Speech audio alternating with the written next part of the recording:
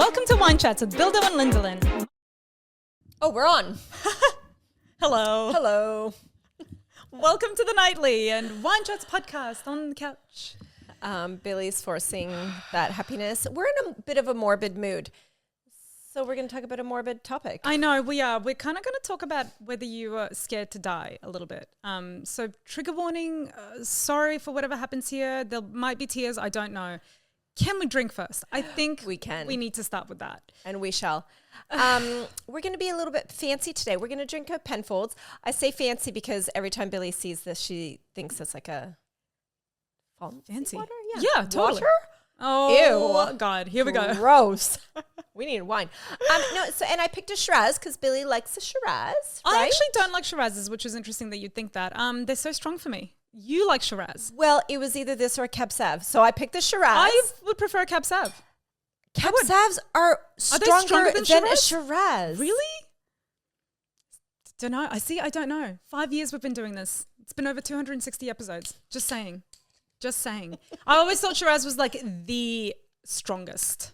No. Because I like Cab Savs. I've had a few before. I've never minded them. Just pour the wine, Lyndsey, please. The people are waiting to cry with us. I didn't even tell you what one. I think it's a Max's or something. I don't know. Yes, it said it on Max's the thing. Max's Shiraz South Australia 2022. Fabulous. Great. I always feel like these, I don't know how much this bottle was, but it seems expensive. This one I Googled, and I think my mic is like away from me. I think it's like around $25, $30. Oh, that's not too bad. Depending on We can where you afford get that. it from. Yeah, great. So, Billy, the Yes. Shiraz that you don't like that I thought you actually enjoyed over Cab Savs. Cheers. I can even smell it and it smells really strong. Cheers. I mean, a Shiraz is a strong wine, yes. But It just, you know when you like breathe it in and it like bites you in the face? Yeah. Oh, it's so bitey. It's really strong. Bit fruity. Bit grapey. Anyway, so I was sitting Let's there go, at dinner Bill. the other day. Let's just get into it, shall we? Yeah. I this week has been a bit of a funny week for me. I've just felt a bit off. First, my lower back was hurting. Then I've been a little bit sick. And anyway, I was sitting at the dinner table the other night and sometimes when I breathe in, there's like a little pop that happens in my chest and I feel fine. There's like a little pressure and then a little pop in it. I'm sure if you understand what I'm saying, you will understand. Lyndsey doesn't have those, so she doesn't get it. I don't. But apparently it's on TikTok, so it's a thing. It's a thing, okay? So I was thinking like if I just breathe in, this thing will pop and I will feel relief, but it never popped. It just stayed there for ages. And I started getting this really weird like chest feeling. And then I was like, oh my God, like what if I've got something? Like what if I've like really have a cancer or something? I don't like, again, trigger warning, I don't know. But I honestly thought to myself, like, what if I'm dying? Because in my head, as much as you kind of know we're all gonna, like we know we're gonna die, right? But I just always think it's gonna happen to somebody else. You really do think that, right? Like I never actually think that I'm gonna fall sick and I'm gonna leave my kids early. But then I got really like, oh my God, what if this is something? Like what if, like I haven't been to the doctor in ages, I should go get this checked out, I don't know what it is. And then I put my phone down because I was eating dinner and watching something and I put my phone down and I started looking at my kids and I started getting really emotional. And I'm going to start getting emotional again because I was thinking to myself, I have a 6-year-old. I gotta go to the tissues. I'll be out of frame, people. One moment. I knew this was going to happen because I thought I have a 6-year-old and I have an 8-year-old. And my 8-year-old will obviously remember more. But how much do you remember from when you were 6 years old? Well, you have childhood memories, but I don't know if you can decipher like when, like how old you were, right? Yeah, yeah. And like your mother leaving you that young. Yeah. Like good Lord. Like, Oh God. Oh, you know totally. what I mean? Like you will forever be chasing that essence of that person who you lost. So then here I am eating dinner thinking to myself, oh my God, I'm dying. It's my last supper. What were you eating? I don't even anything remember. good? I don't remember, but I know it had pickled cabbage in it because I like pickled cabbage. Yeah. It's a little side salad. And I'm thinking that maybe if I eat enough should not be pickled laughing. cabbage, I'm going to stay healthier because all those good probiotics. I don't know. But anyway, I just had this whole big thing where I was like, oh my God. Yes. Like what, how, what do I even, how do I even, you know what I mean? Yeah. I don't know. I just got really, really emotional. How did you decipher what's going on? That's right. And then obviously like the next day I was fine. I was breathing perfectly okay. I was a little bit sickly, but I was fine. I don't think it's cancer. But it just got me thinking, how like scary it is. And I thought this a lot when the kids were younger, where I'm like, oh my God, if something happens to me, they're not going to remember me. And that was a huge fear for me. Lyndsey, that fly's about to die. Right? Yeah. We don't want any death on the podcast today, Lyndsey, even if it's a fly. Okay. It just got me thinking how I used to, when they were younger, be like, oh my God, if I die now, they will never remember me. Yeah. Just won't remember me. If they're itty bitty, absolutely. And so now I feel like I've been relieved a little bit because the kids are getting older. You know, they know me. We've got a good relationship. I can talk to them. They can talk to me. You know, like I'm thinking, even if something happens to me now, it's still better than if it happened when they were 2 or 3. Yeah, of course. But still, 6 is still so young. 8 is still so young. Oh, absolutely. Oh, and then I kept thinking, like, May, my younger one, will always be asking Eve. Stop it. This is not where it was supposed to go. I have to hold it together. We cannot be two blubbering messes on the couch. No, you hold it together. I kept thinking, like, May's always going to ask Eve about me because Billy, Eve's had more time with me. Oh my God. I'm laughing, but I'm like trying not to cry while I'm laughing. Yes, as a mother, I think. Sorry.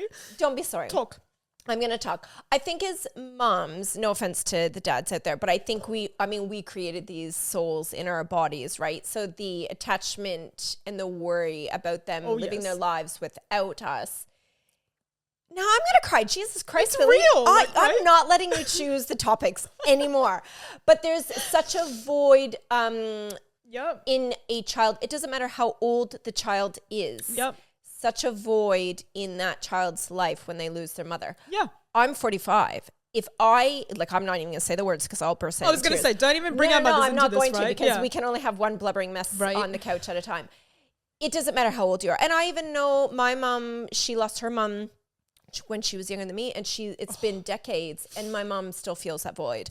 I don't think you ever lose that sadness in your heart once you lose your mother.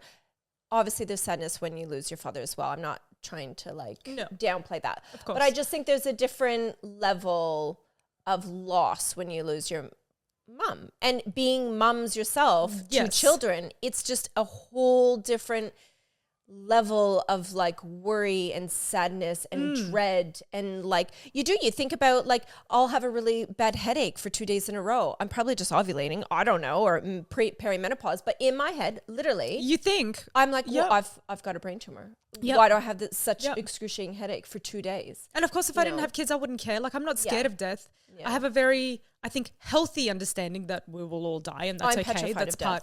I'm not terrified of death at all. Like I am. Me dying, I have no problems with that. That doesn't make me sad. Obviously, leaving my kids behind makes me sad. It makes me sad that here we go again. It just makes me sad how what I will leave for them. Yeah, you know what I mean. And like, absolutely. Thank God we have all these hours of this podcast, Lyndsey, for our children to get to know us. Please don't watch our children. And then they're going to be like, oh my God, look at all the stuff they said about us during the, right? So like in that, it kind of is good that we have all these videos and we have this and that. But like, we've had, when somebody, like, they're gone. Yeah. Like when they're gone, they're gone. You don't, For sure. And to add on to when I say I'm scared of dying, I'm scared of the aftermath of me dying. Not for me, but what I leave behind. Totally. And I always wonder, this is so bad, but like I think, would I want to die and have my kids have that void in their life, but they still have Cameron. Cameron's obviously an amazing father, and like he would guide them through very life. fit. He's fine. Like he's not going anywhere anytime knock soon. Knock a wood. Right, I don't know. Exactly, knock a wood.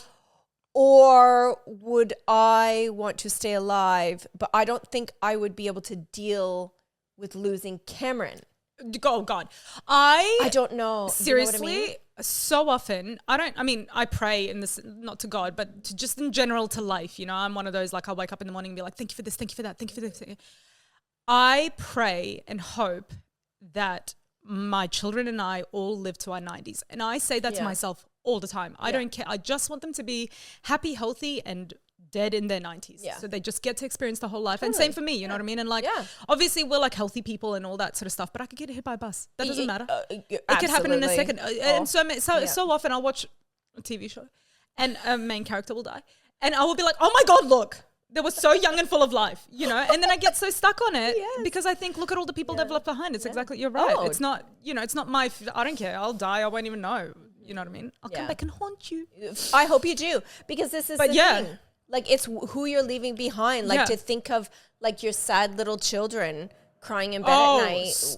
You know what I mean? No, I won't continue because, you know, this one over here. My box of tissues is like my tissue is not helping. I'm just going to bring it out. Right. And this is my children's box of tissues that's on the back of the couch. Can you tell? Like it's like demolished. Anyways, it's a sad thing, Billy, but you're going to live forever. It is really sad. People did not realize they were going to be your therapist today. I'm sorry. I wasn't expecting you to get so upset. We were going to go another way too, just like being hypochondriac. Hypochondriac. That word.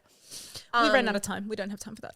Really cried too much for us to get to that. We'll do a hypochondriac episode another time because I'm also a little bit of that, and I know I have a whole bunch of them around me. So I'm 100% one. So we'll do that. Yeah.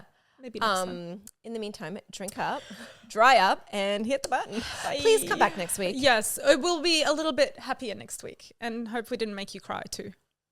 And hug your moms. Oh, hug your moms and your children. Oh.